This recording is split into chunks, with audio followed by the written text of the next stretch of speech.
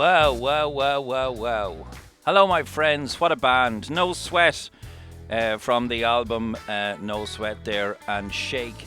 Some of them lads were from the UK, actually. Some of them were from Ireland. Johnny Angel is Irish. PJ Gallagher I think it's Gallagher anyway. He's the keyboard player.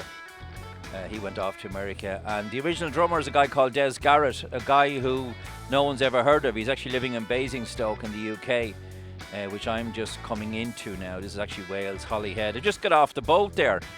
I have to say, first of all, thank you very much to my friends in SGL Logistics for this little run. I was not doing a lot this week, and I just text Pat, and he always comes up trumps. So what I basically have to do here today, or this evening, is to come over solo, lift a trailer, which I won't show you, in the port, and I'm on the way out of the port, out of Hollyhead Port in North Wales now. I have a very, very simple task. I'm going to be busy, but it's not a difficult task. What I need to do is I need to take this trailer that I've picked up in the port over to Lim Services, just off the M6. I'm meeting one of Pat's regular drivers there, or should I say one of SGL's regular drivers there, and I'm swapping trailers now, just after doing a little bit of a shimmy there. Normally this lane we're in here is choked with cars, but like luckily I was out fairly sharpish, and you can get delayed on the left there if someone hasn't got their ticket, but there was no one at the ticket desk, which is unusual, to collect the ticket. Maybe they just don't, when the boat's been empty, because it just slows everything really far down. You can see as we're getting out here, there's a ticket desk there now on the left hand side, just going through it there, no one in it. There's always argy-bargy getting out of here, and you can see, now this is sped up by 2, by the way, sorry, I should have said so. There's always an argy-bargy, and this guy here, Mr. Barge, in front of me, the German, is barging, yeah man, I don't know where that other one is, it's English registered truck. So anyway, you can see just around me there that there's always people, there's only a small roundabout, and lads are always vying for position. So your man's going anyway, so I hang back and let this boy, I don't know, I think it's an English registered truck, is it? I don't know, it's got a, yeah, it is English registered Z-Tank, isn't it? Newman, I think they're a Dutch company originally, but that's definitely an English truck. I think they carry glass as far as I know. So this is basically Hollyhead. It's an awful bottleneck to get out of. And if you have 2 boats landing together, which they try to not happen, you could be half an hour, 40 minutes getting out of the port.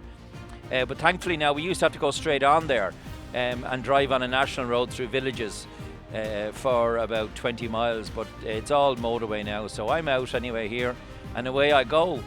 You see my speed trace there, I'm doing 91 kilometers an hour. It probably appears like I'm going fast there, but I'm actually not.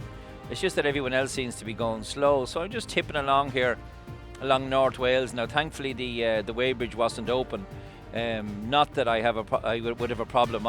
This was on a Tuesday, I think, and I had been home all the week before that, so my card would have been 100%. The only thing is I was still waiting to get my CPC card. Now these Dixon lorries here, they only travel, as far as I know, at 85 kilometers an hour. I'm doing 90, and I'm going by them there fairly handy.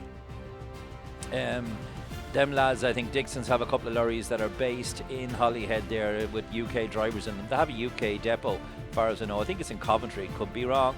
Now these is that an English word? Is that, I don't know what registration. It's Polish, I think, as far as I know. It's is that a Polish company or a Dutch company? I'm not quite sure. Someone will correct me anyway, I'm sure. They really, you come up on top of them, and this is the thing I always notice, right? You come up on top of them really quickly, and as soon as you pull out to overtake them, they literally stand on the accelerator. I don't know why people do that. In other words, if I'm driving along and someone comes to overtake me, right, this is coming down to the one single track section. It's the only single track section you'll get from Hollyhead to wherever you're going is here. It's just across the Britannia Bridge. I think it's the Britannia Bridge anyway. Sometimes they have it big warning signs up, because it is very exposed here. If you had an empty curtain side or not, and a gale force wind now, you could get blown over. But like, as soon as I get onto the dual carriageway, I'm going to go for it again here now. I think they're a Dutch company. They are. That's a Dutch registration on that truck anyway. But you see what I mean here now in a second. They will literally try and keep you from overtaking them. They'll accelerate right to the very last, and even when you're up alongside them, they won't give you an inch. They won't give you a millimetre, never mind an inch. But you can see me there. Like, I'm not concerned. He could hang back a little bit or let me in, but he won't. Like, they can't bear the thoughts of you overtaking them. But I'm going to overtake him, and I'm going to overtake all these other fellas as well, because they're just not going at the speed. I'm only doing like 90, 91 Ks, but they all seem to be going slower. I don't know, maybe the speed limit's slower along there. I think it's 80 kilometres an hour or 80 miles. Not 80 miles an hour. It's 50 miles an hour in some stretches. There's one of Amigo's pulled in, and one of Martley's coming the other way now. He wasn't flashing at me. He was flashing at the Amigo that was parked. You can always notice the Amigo lorries because they look like Christmas trees from the back, all very well dickied up. There's another fella here. You won't see much of me overtaking him, but he pushed me to the pin as well. This is a 50 mile an hour section here, as far as I know, and that's the reason these cars are going slow. I mean, you're going to get the odd one that crawls along, but I think this is a 50 mile an hour. Yeah, it's 50 mile an hour here. I'm doing 91 Ks, so I'm doing 56 miles an hour. Like, big deal. Like, it's night time. So another one of Dixon's again, 85 kilometers an hour. I worked for Dixon's for a while, and I did several trips for them to Europe way back in the day. I can't remember, was it 06, 07? It's actually that far back. So I'm going up the big long hill here, and this is a 3-laner, and you're wondering, what am I doing out in lane 3? Well, I'm out in lane 3 because there was a slow vehicle in lane 1, and the one that was in front of me wanted to get out, so I wasn't going to pin him, so I pulled out into lane 3. I'm just reaching the top of it here now. Same thing here again. These fellas get traction at the top of the hill, and they do not want to give in. But I just keep going. As I said, I'm not going to slow down. Once I know I can pass someone, if they want to pin me out and run along beside me, I will eventually get by them. But I don't understand why they do, because as I said earlier, if someone can overtake me, what I'll do is I'll just pull in and let them on. So we're back in now. I don't know whether he even flashed me or not. He probably did. Most of them do, you know what I mean? In fairness, there we go. There's the flash. So back in here. So we're just tipping along here. Another overtake job here, except there's a couple of them here now in a line. There's a petrol tanker. There's a Polish. I think that was one of the Polish vans that was on the ferry. And that's one thing I will say. I got on that ferry in Dublin at 2:30 in the morning, or 2:30 in the afternoon. And it's an old rickety old boat. It looks like, now hold on, I just want to hear. See this section here now? I didn't know what the feck I was doing here. I needed to be in the left-hand lane here. But I didn't know whether the whole thing coned off, and I thought to myself, well, feck this, and watch what I do here. Totally illegal. Your man on the road there is thinking, what the fuck are you at? Like, I should have come in maybe there. But like, it was very confusing for me. So this is basically coming off the M56, and I'm going to head into Lim. But I was just saying there about the ferry is that boat that Irish ferries are using there at the moment is a piece of scrap. And that's a nice way to put it. It looks like the thing that was on the P&O over and back to Liverpool. And as soon as I got on and went to the reception, your man is like, what nationality are you? Like, and I couldn't believe it. I'm thinking to myself, you're not fucking serious. Made me share a bloody cabin. So all I did was went up and had a shower and came back down. I'm not sharing a cabin with anyone, and this is one of the main reasons why I stopped doing the continent, is because this cabin sharing nonsense. Now, where are they going in November? Do you know what I mean? Asking people to share cabins, like, do you know what I mean? The boat wasn't even half full. So I'm in here now and I'm looking for this trailer. This is Lim truck stop, and it's absolutely packed, as you can see there. There's loads and loads and loads of lorries. There's nowhere to park. I've just spotted my trailer there on the left beside Amigo. You can see I'm just stopping there to have a quick look to make sure that's it. So what I need to do is find the guy that's collecting this trailer off me. He's asked me to go around and to come in at an angle so I can drop the trailer literally behind his tractor unit. So that's what he wants me to do. This plate, there's his tractor unit now. Brand new Scania 660 belonging to SGL Logistics. Absolute beauty of a lorry. I might get to drive it sometime, says he. Not if I see you wearing those dirty gloves on my lorry, says Pat. I was under so much pressure, I forgot to take gloves off on, So anyway, hooked under the trailer.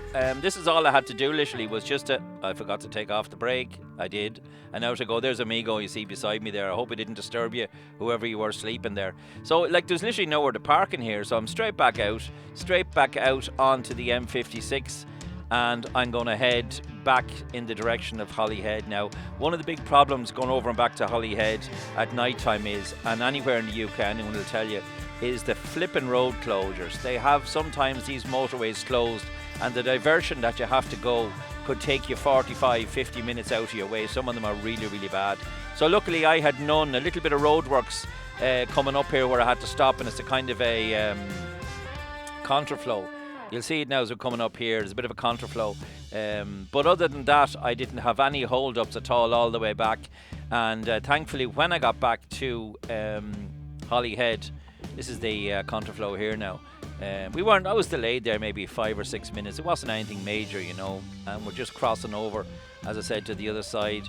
Sometimes they have the road closed, and I've got lost actually in Wales, coming off the A55 and getting lost in around, you know, those little small villages. Now I'm in the middle of the road here, and so is Mr. Montgomery there, because there's nothing coming the other way. They have the traffic stopped on the other side. Obviously I wouldn't be doing that otherwise, but I'm kind of following him, so if it's good enough for him, it's good enough for me. So here we are, back into Hollyhead Port, and listen, thanks very much for watching. I'm sorry that there was no audio during it, but the problem with it was that I forgot to turn the audio on, so I had no choice but to do a voiceover. Thanks a million for watching. SGL Logistics, top company. Talks to you soon.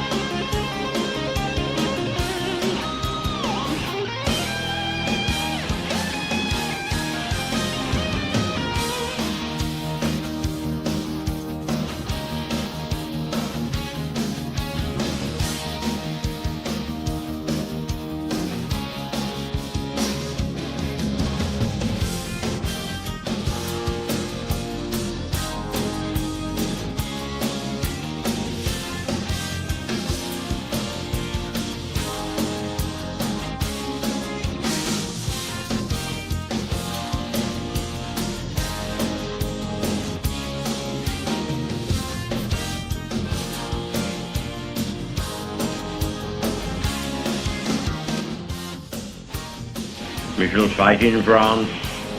We shall fight on the seas and oceans. We shall fight with growing confidence and growing strength in the air.